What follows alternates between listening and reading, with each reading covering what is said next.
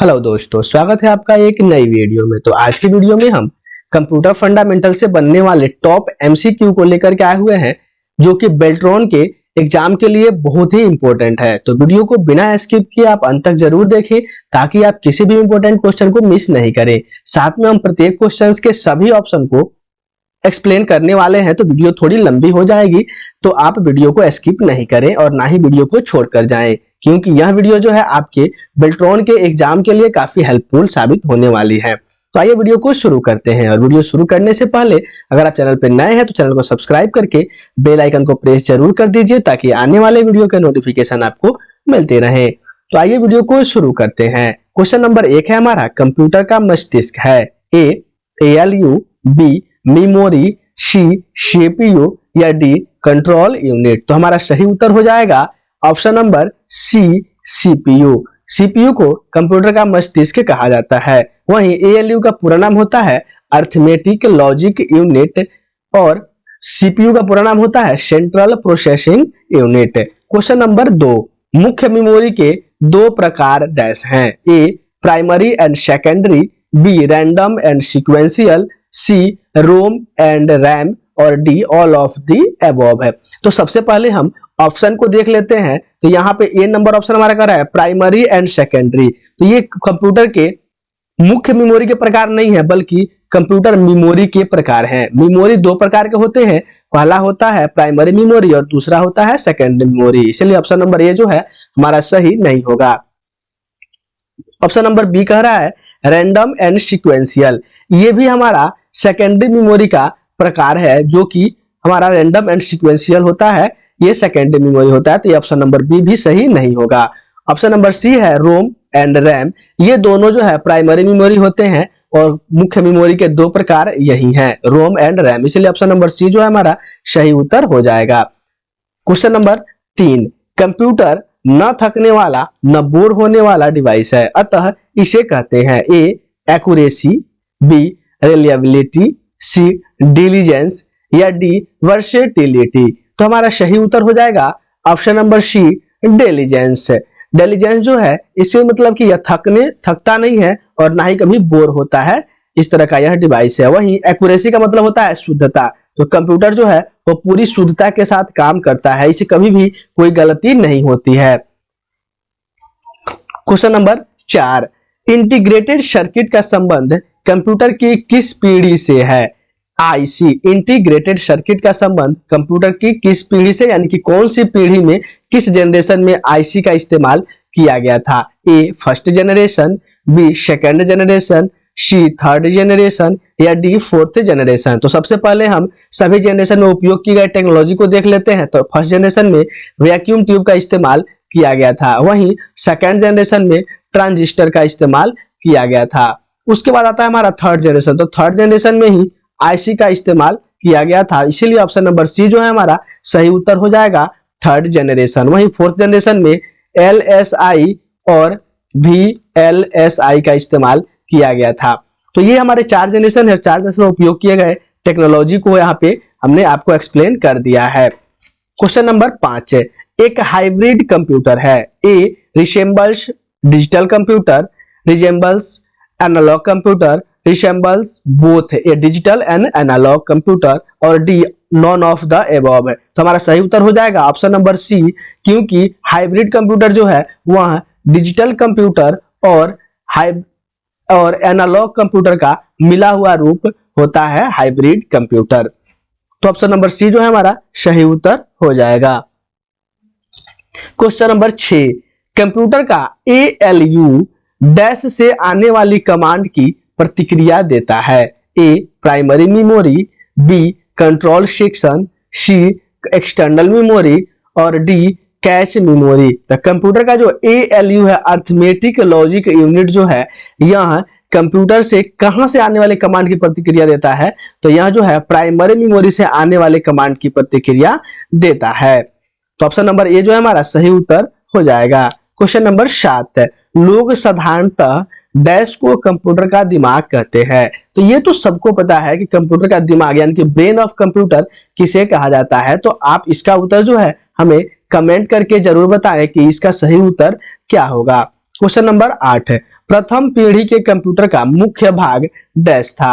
ए transistor, B vacuum tube, C integrated circuit और D none of the above है। तो हमने पिछले क्वेश्चन में ही इसको एक्सप्लेन किया था कि प्रथम पीढ़ी के कंप्यूटर में मुख्य रूप से जो टेक्नोलॉजी यूज की गई थी वह थी वैक्यूम ट्यूब। तो ऑप्शन नंबर बी जो हमारा सही उत्तर हो जाएगा। क्वेश्चन नंबर 9, संकलन प्रक्रिया में मुख्य चरण होते हैं। संकलन को कहते हैं अंग्रेजी में कलेक्शन।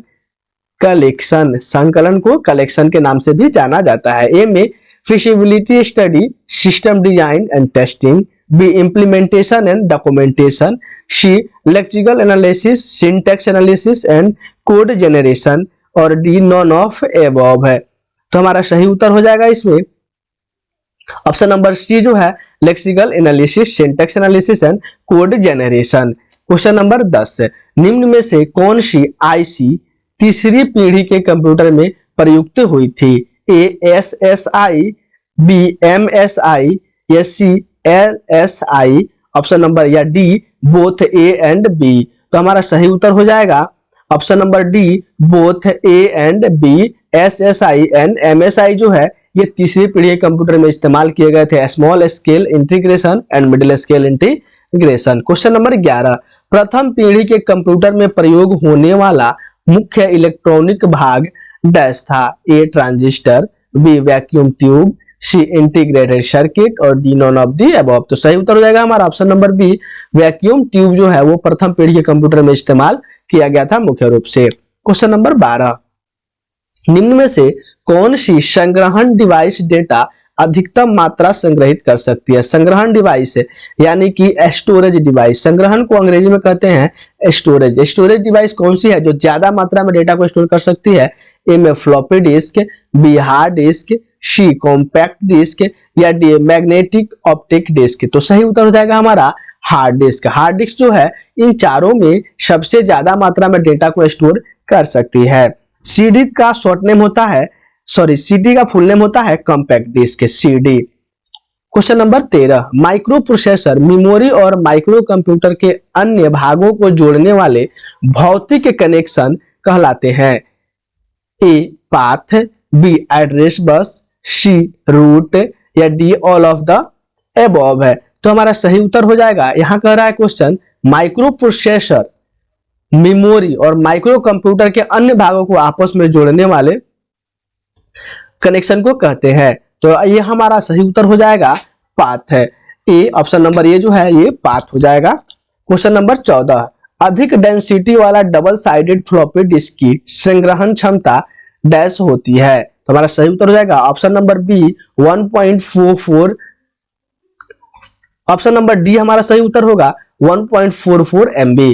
ये ऑप्शन नंबर बी जो है ये गलत ऑप्शन है, 1.44 GB नहीं होगा। तो ये अधिक डेटा फ्लॉपी डिस्क जो है वो सबसे ज्यादा मात्रा में डेटा स्टोर कर सकता है, वो 1.44 MB के बराबर कर सकता है। क्वेश्चन नंबर 15, वैक्यूम ट्यूब का आविष्कार कब हुआ था। वैक्यूम ट्यूब का आविष्कार कब किया गया था। तो ऑप्शन नंबर सी जो है सही उत्तर हो जाएगा 1910 ईस्वी में। क्वेश्चन नंबर 16, आधुनिक इलेक्ट्रॉनिक कंप्यूटर एक मशीन है जिसका अर्थ है doing quick mathematical calculation, B input storage manipulation and outputting of data, C electronic and data processing और D performing repeated task accurately. तो हमारा सही उत्तर हो जाएगा option number B, input storage manipulation and outputting of data. ये हमारा आज का इलेक्ट्रॉनिक कंप्यूटर जो है वो इसका मुख्य काम यही है और यही इसका अर्थ भी हो जाता है।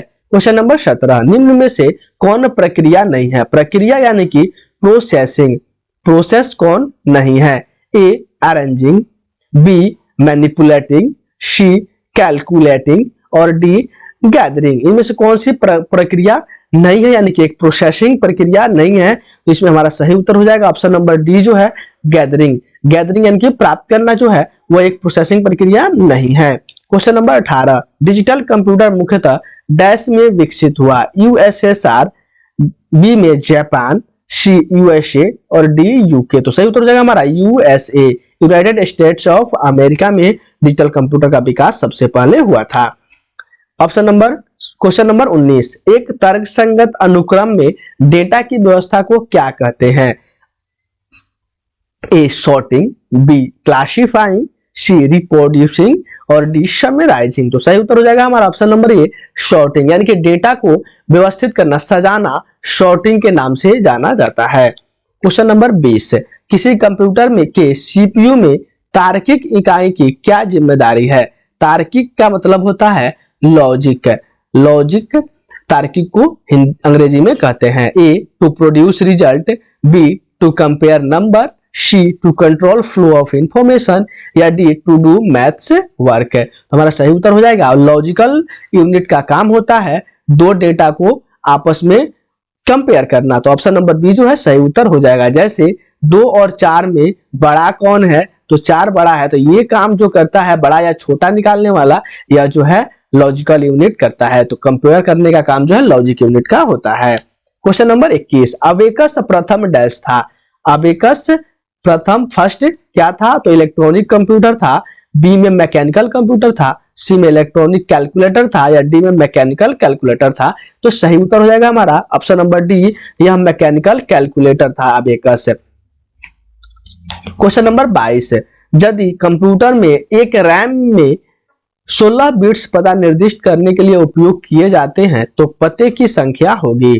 तो इसके लिए सही उत्तर हो जाएगा हमारा option number B 65,536।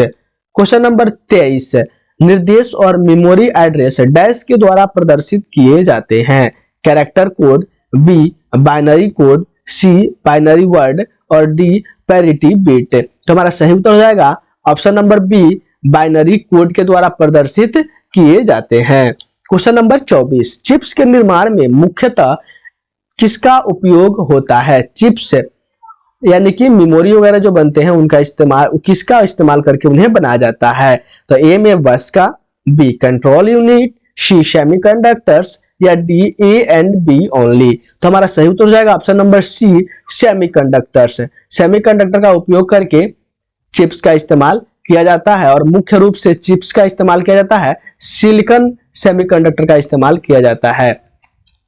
Question number 25, mnemonics एक मेमोरी ट्रिक निम्न में से किस भाषा में प्रयोग होती है? A machine language, B assembly language, C high level language, या डी नॉन ऑफ अबव। तो सही उत्तर हो जाएगा हमारा option number B assembly language में निमोनिक्स कोड का इस्तेमाल किया जाता है, और इसमें जो है एडिशन के लिए एडीडी, सब्ट्रैक्शन के लिए एसयूबी, इस तरह के शॉर्ट कोड का इस्तेमाल किया जाता है जिसको निमोनिक्स के नाम से जाना जाता है, और यह जो है असेंबली लेवल लैंग्वेज में इस्तेमाल किया जाता है। क्वेश्चन नंबर 26, कंप्यूटर भाषा में निर्देश डैश के बने होते हैं? A op code, B operand, C both of above, या डी नॉन ऑफ अबव। तो हमारा सही उत्तर हो जाएगा हमारा option number C both of above में कंप्यूटर निर्देश बने होते हैं। क्वेश्चन नंबर 27, कौन सी कंप्यूटर पीढ़ी अभी विकासाधीन है, यानी कि जो अभी विकसित हो रही है? 4th generation of computer, 5th generation of computer, 6th generation of computer, या D 7th generation of computer. तो हम जानते हैं कि कंप्यूटर के अभी भी 5 पीढ़ियां जो है वो हमारे सामने अवेलेबल है, तो 6ठी पीढ़ी जो है वो अभी विकासाधीन है। 5वीं पीढ़ी में मुख्य रूप से एआई का इस्तेमाल किया गया है, जो कि आर्टिफिशियल इंटेलिजेंस के नाम से जाना जाता है। क्वेश्चन नंबर 28, इंफॉर्मेशन का समूह जो प्रक्रिया करने के लिए आवंटित संसाधनों की स्थिति निर्धारित करता है डैश है? Process control, ALU, C register unit, या डी प्रोसेस डिस्क्रिप्शन। तो सही उत्तर रहेगा हमारा option number D process description. Question number 29, BCD है, यानी कि बीसीडी का पूरा नाम क्या है? ए में binary coded decimal, B bit coded decimal, C binary coded digit, या डी बीट कोडेड डिजिट। तो सही उत्तर हो जाएगा हमारा बाइनरी कोडेड डेसिमल जो है वो बीसीडी का पूरा नाम होता है। क्वेश्चन नंबर 30, किसी कंप्यूटर पीढ़ी में ऑपरेटिंग सिस्टम विकसित हुआ? ए फर्स्ट, बी सेकंड, सी थर्ड, और डी फोर्थ। ये क्वेश्चन जो है आपके लिए है, इसे आप इसका उत्तर कमेंट करके हमें जरूर बताएं कि इसका सही उत्तर क्या होगा। फिर मिलेंगे अगली वीडियो में, तब तक के लिए जय हिंद।